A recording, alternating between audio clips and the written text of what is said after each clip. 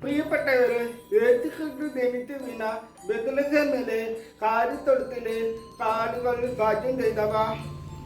യുഗാന്തരങ്ങളുടെ കാത്തിരിപ്പും വചനത്തിന്റെയും പ്രവചനങ്ങളുടെയും പൂർത്തീകരണമായ യേശുക്രിസ്തു രാജന് പിറക്കാൻ കാലുകൾ തങ്ങളുടെ കാലിത്തൊഴുത്ത് വിട്ടുകൊടുത്തു. എത്ര ഭാഗ്യമുള്ളവരാണ് അവർ!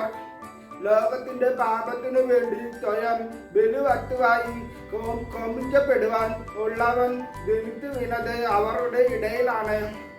അവന്റെ ജനനത്താൽ ആ കാലിത്തൊഴുത്തും ആ കാടുകളും ധന്യരായി. അവരെ സന്ദർശിച്ച വ്യക്തികൾ എത്രയോ ഉന്നതരാണ്.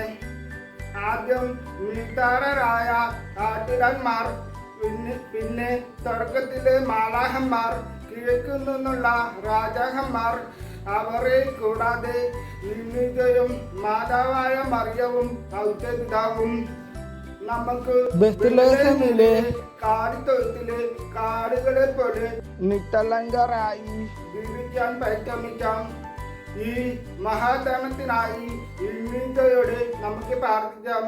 ദൈവം നമ്മെ അനുഗ്രഹിക്കട്ടെ.